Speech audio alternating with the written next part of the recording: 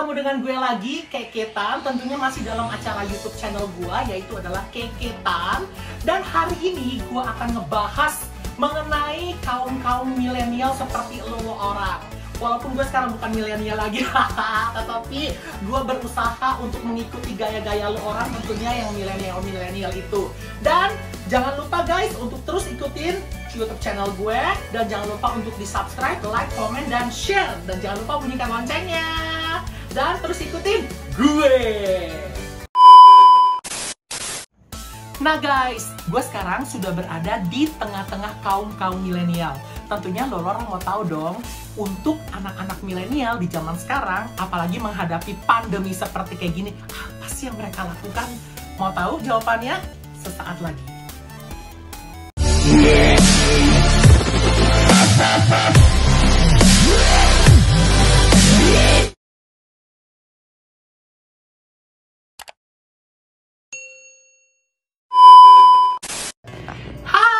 Kembali lagi dengan gue. Sekarang gue sudah berada di tengah-tengah anak-anak milenial ini, dan mereka ini jadi satu dengan gue, keluarga Tan. Yeay! Senang banget bisa berada di tengah-tengah mereka, karena gue jadi berasa kayak muda lagi cuy. Dan satu, gue akan kasih tau mereka, gue akan memperkenalkan kepada lu orang semuanya bagaimana sih mereka hari ini. Nah, kita mulai dari perempuan nih satu-satunya nih. Yo! Yeay! Hai, nama gue Yorika, umur gue saat ini 21 tahun, dan gue baru lulus, seneng banget bisa lulus sekarang. Yeay! Dan bersyukurnya gue sekarang udah bekerja di salah satu perusahaan swasta di Indonesia. Wow, amazing! Yeay! Lanjut cuy! Halo semua, kenalin gue Vincent dari salah satu ponakan dari Kucit Keke juga. Sekarang gue kuliah di salah satu universitas di BSD, dan sekarang umur gue jalan 21 tahun. Yo. Nah, halo teman-teman sekalian. Sekarang nama gue Loren. Umur gue sekarang 19 tahun. Gue juga sekarang lagi kuliah di salah satu universitas di BSD. Yeay! Halo, nama gue Joshua Jeremy Mulyadi. Sekarang umur gue 14 tahun, dan gue masih sekolah. Tapi it's okay guys, kita mau tahu ya tentang mereka, bagaimana sih untuk menghadapi keseharian mereka dalam menghadapi situasi pandemi sekarang ini. Apakah mulai dari kegiatan mereka, apakah mulai dari keseharian mereka, atau misalnya ada juga mungkin yang sekarang ini belajar online, atau misalnya kan mereka ini kan para pekerja, dan juga mereka ini adalah mahasiswa. Apa sih kegiatan mereka? Mau tahu jawabannya? Yuk guys, kita ngobrol guys. Jadi lo orang sebagai mahasiswa, apa yang lo orang hadapi selama masa pandemi ini? Pertama kan biasanya kalau kita kan kuliahnya offline ke kampus kan. Cuma semenjak bulan Maret kemarin, seminggu pertama kita udah masuk. Tapi habis itu langsung diubah semua tuh, kita belajarnya jadi kuliah online. Dan itu jadi salah satu yang merepotin sih sebenarnya. Lu? Sama sih, kan kita kan satu kampus di BSD juga.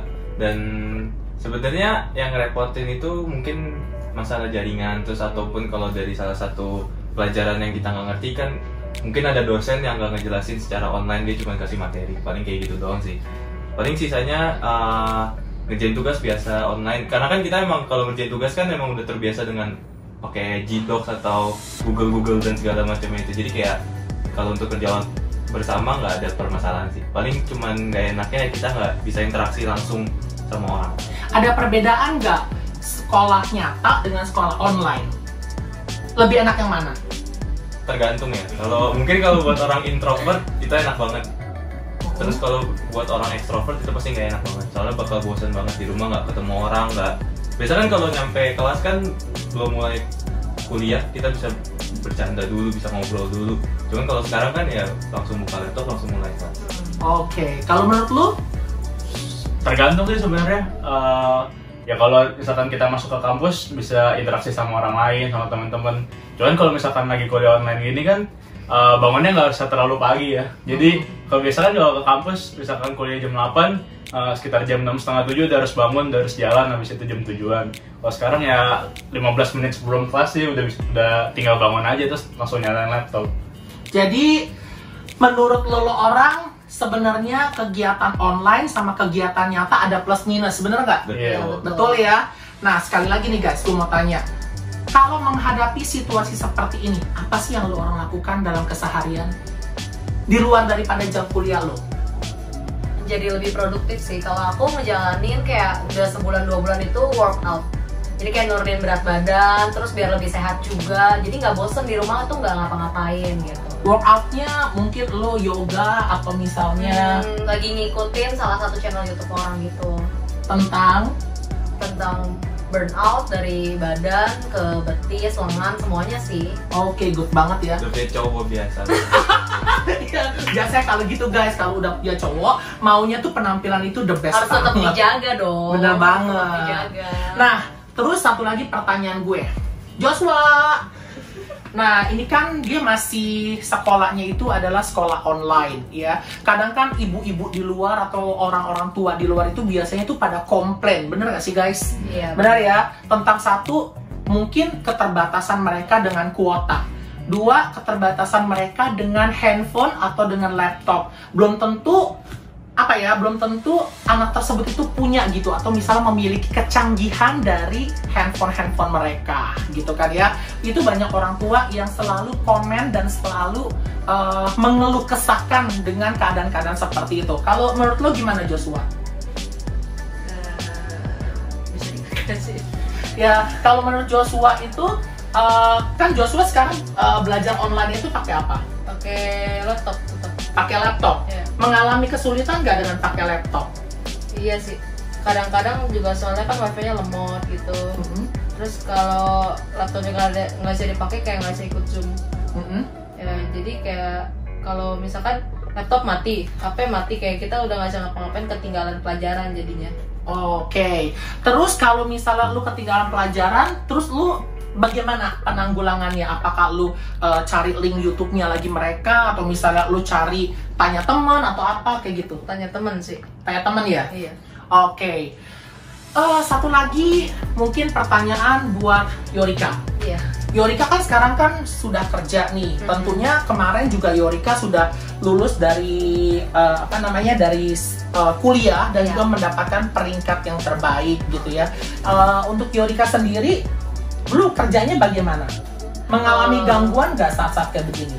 Kalau untuk saat ini kebetulan di perusahaan tuh karena orangnya sedikit jadi semuanya masuk. Tapi yang ribet itu kayak kita tetap harus pakai masker, kita harus tetap cek suhu, harus rajin-rajin cuci tangan.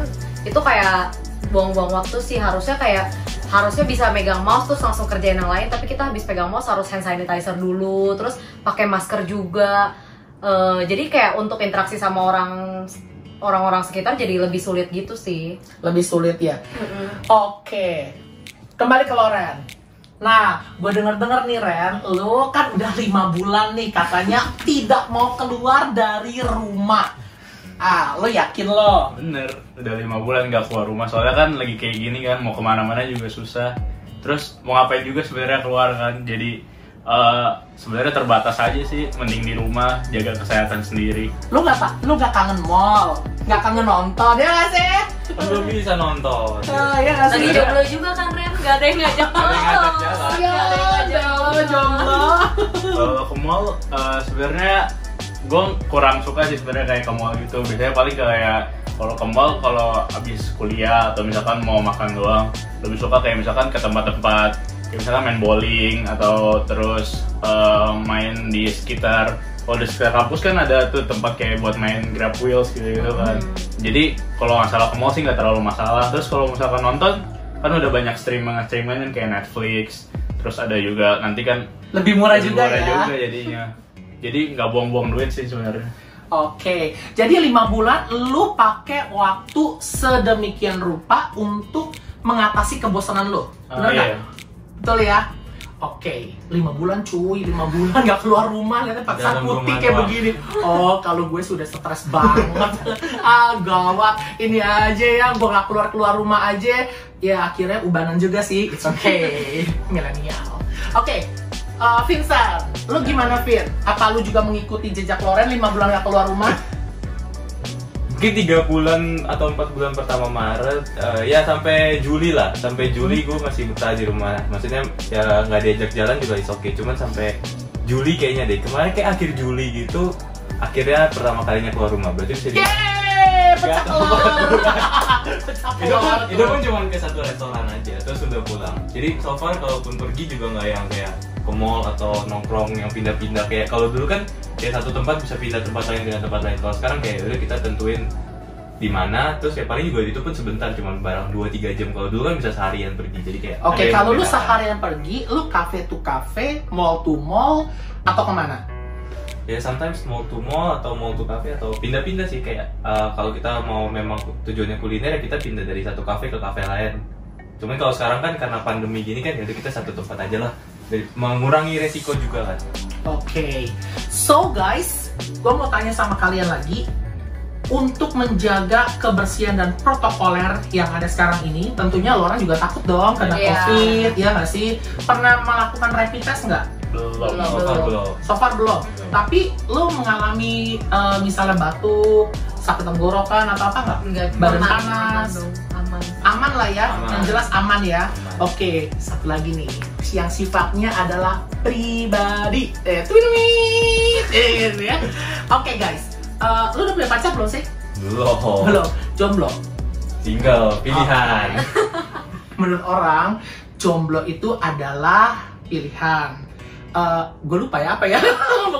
pokoknya ada pepatah seperti itu ya, ntar gue ulangin. Lu Sekarang lagi enggak. baru putus ya? Enggak sih, emang lagi nggak mau jalin hubungan aja. Oke, lagi break. Biasa, anak muda cuy. Personal development dulu. Oh, oke, personal development, mau cari tahu dulu gitu ya. Iya. Siapa sih lo sebenarnya, perempuan Benar, apa sih benar. lo gitu kan ya? Iya. Oke. Cika, Kebetulan sudah ada. oke. Sudah. Berarti ada dong sekarang pacar lo. Dan kebetulan juga Cika ini ulang tahun ya. Iya. Iya. Yeay! Kita ucapin happy birthday Cika. Thank you. Oh my god. Pacarnya nggak datang lagi ya. Iya, kasihan banget. perlu kita quote unquote ya. Quote unquote. Ada lo ngapain dari sana ya, mampus ya. Oke, it's okay, never mind. Oke, kalau gimana Cika? Kan tentunya kalau dalam seperti kayak gini, otomatis kan kita juga jarang ketemu. Mungkin ketemunya cuma di halo lagi By ngapain, phone. by phone Iya. gitu kan ya. Atau misalnya pakai webcam Iya. atau misal apapun. Ada perasaan beda nggak sih? Beda banget, yang biasa malam minggu jalan, terus ini jadi nggak bisa kan, terbatas lah, maksudnya jalan bisa tapi semua jadi terbatas, harus lebih hati-hati lagi, terus kayak ketemu orang di keramaian gitu kan takut, jadi lebih mending kayak di rumah main sama ade gitu, main bareng di rumah gitu. Oke, jadi sekali lagi ya, maksudnya jomblo itu adalah pilihan. Single itu bukan berarti kita nggak laku cuy, tapi kita lagi memilih ya nggak sih, karena itu adalah buat masa depan. Excuse, gue laku nggak ya kira-kira? Sensor. Nah, jadi sekarang buat lu orang nih ya, gue mau tanya lagi satu hal. Vincent dulu deh, Vincent dulu ya. Vin, sekarang ini kan mungkin lu banyak aktivitas kegiatan itu kan di dalam rumah. Iya. Ya, bosan gak sih kira-kira? Maksudnya lu kan ada mami papi gitu kan ya, mereka bawel gak sih biasanya? Bawel enggak sih, kayak ya layaknya normal orang aja di rumah. Kayak kita kan di rumah terus karena lagi covid gini kan juga nggak pakai asisten rumah tangga kan untuk sementara waktu. Jadi kayak ya paling kita ngebenahin sendiri masing-masing, kayak kamar sendiri kita rapiin, bangun tidur biasa, makan cuci piring sendiri. Cuman kalau untuk bawel yang kayak apa ya, nyuruh cuci baju apa segala macam, enggak sih ya. Kita normal aja kayak di rumah ya. Karena mungkin karena kita semua juga sering di rumah terus sih. Sebelum masa pandemi juga kita bareng-bareng di rumah juga kayak ya jalan normal biasa aja. Terus kita juga sering main. Maksudnya kalau kita kan anak-anak cowok ya main aja sendiri masing-masing gitu kan. Paling kalau nonton malam gitu baru ke kamar bareng-bareng. Oke, that's good. Loren? Enggak sih sebenarnya, kalau misalkan kayak kebersihan kayak kamar, terus misalkan lagi nggak ada asisten rumah tangga ya kesadaran diri sendiri aja kan, ngebantuin satu sama lain. Misalkan kalau misalkan yang dibantuin kayak nyapu, ngepel, atau cuci piring, yang paling gampang kan cuci piring biasanya gitu kan. Ya sadar diri aja sih. Oke, jadi lo orang tahu diri lah ya, bagaimana harus mengatur diri sendiri juga, bagaimana juga harus mengatur rumah, kamar, karena kan itu juga salah satu bagian kebersihan kita kan ya. Oke, Jos, lo nih yang biasa nih, ini paling bandel banget sumpah.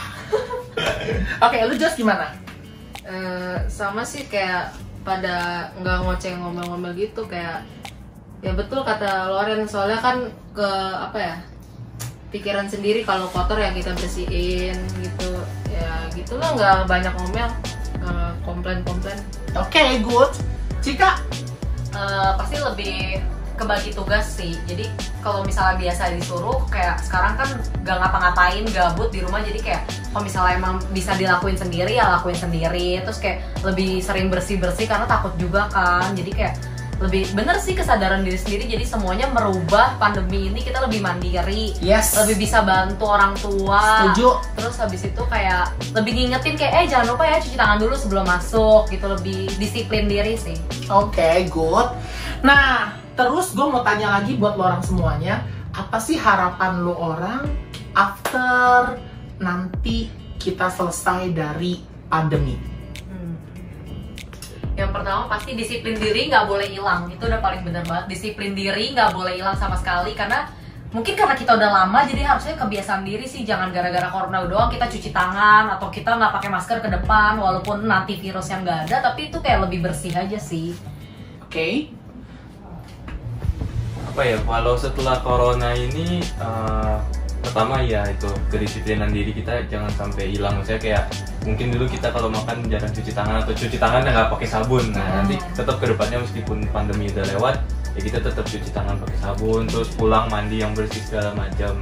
Sama paling harapannya setelah masa pandemi ini apa yang kita udah pelajarin di selama, misalkan kalau tadi kayak Cika rajin olahraga ya, semoga nanti lepas corona ibaratnya jadi tetap rajin juga gitu. Oke. Jadi apa yang kebiasaan yang positif yang kita bangun di pandemi ini tetap berlanjut lah. Oke, kalau lu Jos? Sama sih, kayak jangan lupain lah, kayak lu udah 6 bulan pastinya lebih ya, kalau lu lupa kan sama aja bohong gitu. Kayak lu udah ngelakuin kayak kebiasaan sehari-hari, tiba-tiba lupa, kayak sia-sia lah. Ya oke. Loren? Ya kita harus jaga diri kita masing-masing kan, apalagi kalau lagi kayak gini kita bisa belajar banyak. Misalkan lagi kayak gini, biasanya kan kalau kayak kita makan aja kadang nggak cuci tangan, atau misalkan baru pulang dari aktivitas kadang langsung tiduran ke kamar. Kalau lagi kayak gini kan kita harus langsung bersih-bersih, terus langsung sadar diri kita masing-masing apa yang harus kita lakuin sebelum kita misalkan mau makan atau mau istirahat. Terus selain itu juga paling karena kita udah di rumah aja, terus nggak ketemu teman sama sekali, jadi paling lepas temu kangen sama teman gitu sih. Oke.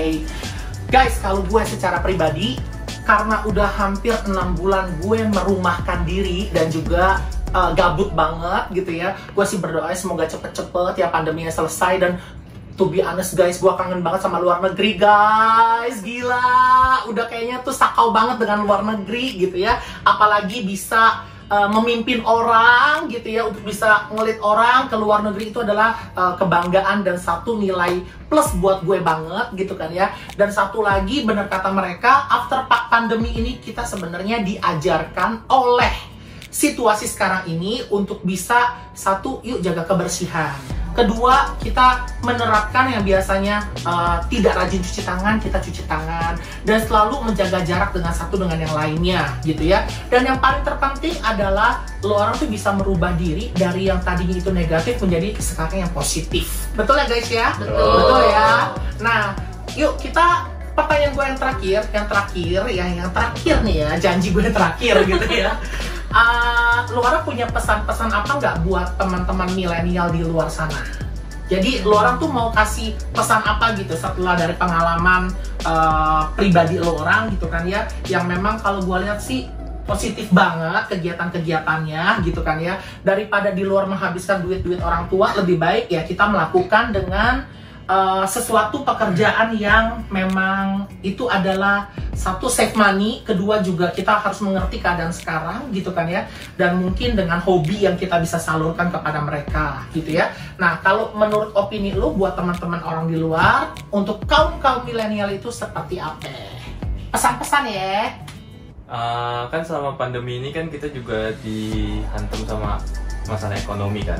Nah itu kayak jujur gue yang udah mau lulus kuliah kayak mikirin banget nih ekonomi ke depan gimana segala macem, dan itu justru bikin jadi mata terbuka, kayak kita jadi mau cari tahu semua tentang yang ekonomi gimana sih sekarang, terus apa sih bagus untuk investasi segala macem kan.